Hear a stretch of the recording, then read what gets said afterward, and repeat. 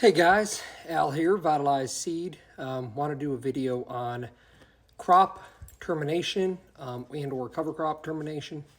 I do not want this to turn controversial, although it's difficult, but I'd like to share a little bit of info about myself. You know, I started doing food plots, kind of your traditional heavy tillage, heavy fertilizer, heavy herbicide use 15 years ago or so.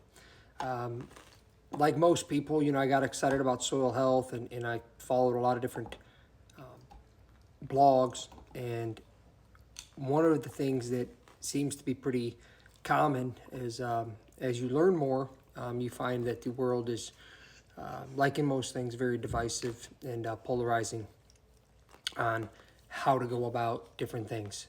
So I wanted to go through some different methods that are out there and maybe list a couple pros and cons. Obviously not going to be able to get into all of them just due to the pure length of the video. Obviously number one is spraying. Typically for food plot or other cover crop termination, we're looking at a simple application of glyphosate, normally not using any other herbicides. Glyphosate's a broad spectrum herbicide and it is really effective at killing just about everything. Obviously there has been weeds that have come up that are now glyphosate resistant due to it being used for a long time and in many cases not being used properly. But in general, it is a good burn down method for those who are willing and interested to use an herbicide. That would be one that is often used. Like anytime you're using a chemical, whether it's acetone as a paint thinner to an herbicide that you're using on your farm, I would highly recommend reading the label, following the label instructions, and even if you'd like to, Googling the SDS sheet for more information. Now, the next method I'd like to talk about is physical termination. Here behind me, obviously, this is a large scale example, but a roller crimper. Roller crimpers are absolutely fantastic options, especially if you can get one front mounted or if you have another tractor that can follow you, or some of the ones that are out there now that are tow behind, like on an ATV or something if you're doing smaller acreage. You know, so the pros of a roller crimper are that it's a physical termination method. Some of the negatives of a roller crimper is just the amount of termination you're going to get. You have to have good timing in order to get the termination that most are looking for. Obviously, if you have a really diverse cover crop mix like Vitalized Seeds Carbon Load, and you try to go and roller crimp it, well, not every single species in there is going to be in the stage where it's most susceptible to roller crimping. Not saying it can't be done, but that's just one of the negatives. Obviously, the pros are no herbicide use, and for most guys who are doing cover crops and or like wildlife food plots or gardens or something like that on somewhat of a smaller scale, it's really not that big of a deal if you have a little bit pop up, because deer and wildlife and things like that are going to eat it anyways. So that's my takeaway on the roller crimpers. The other potential issue with roller crimpers is, like in my terrain, we have really rugged terrain and nothing is flat. So to try to haul a roller crimper and get really good constant contact on the soil is difficult. I mean, even with a no-till drill, it's difficult to always have all of the rows going in some parts of the field. So it's one of the negatives is you really do want good surface and constant contact.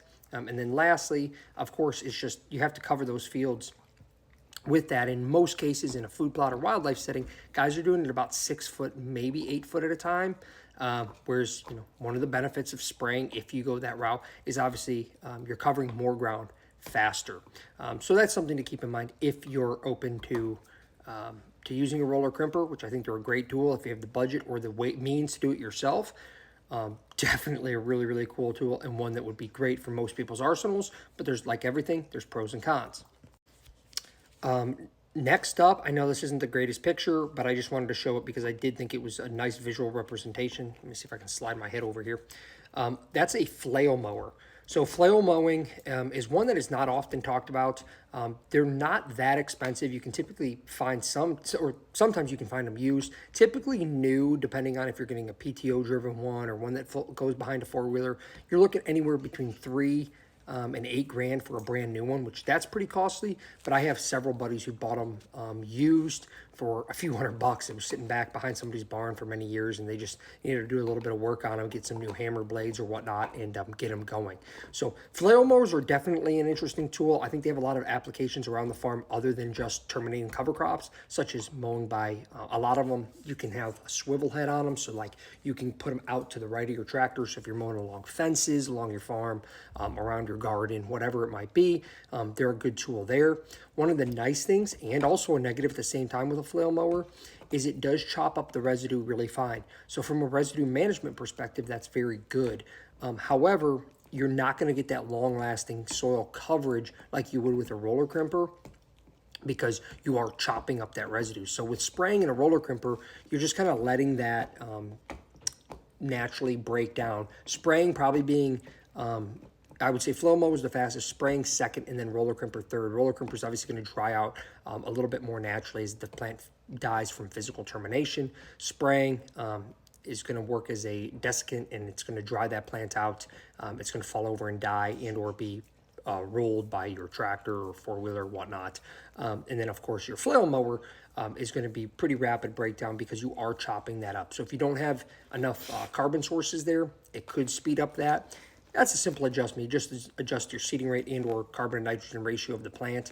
If you were planting our carbon load, I would just tell you, if you're going to terminate with a flail mower, monitor it the first year, and the next year maybe up your seeding rate slightly in order to mitigate the risk of having in the spring your crop residue break down too fast, because you do want to have that residue last a little bit longer until your next crop is coming up, so it acts as a weed suppressant and things.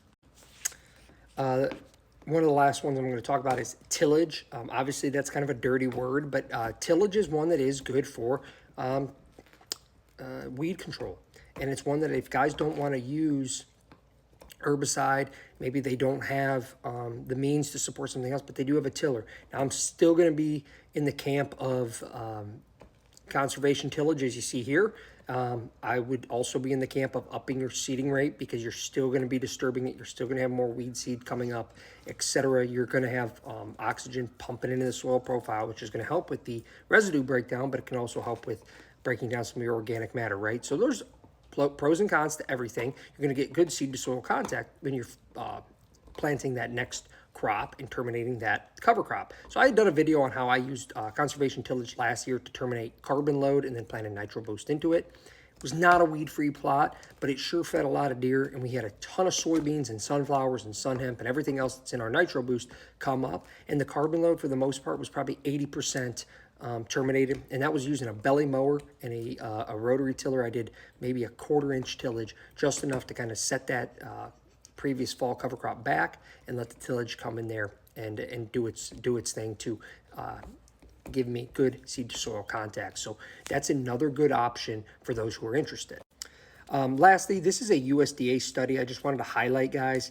They compared a 2-stage, which is a roller crimper, to a power roller, which is like a walk-behind roller crimper, to actually flail mowing. And they look at cereal rye, hairy vetch, and crimson clover. If you Google this, it will pull up. But basically what ended up happening there in that study, what ended up happening in this study was they were able to show the termination is the most effective actually with the flail mowing. So on those really diverse mixes, you can check out Rick Clark, farmer out of, I believe, Indiana, has talked a lot about using flail mowing on highly diverse cover crop mixes with his good success. He's an organic farmer.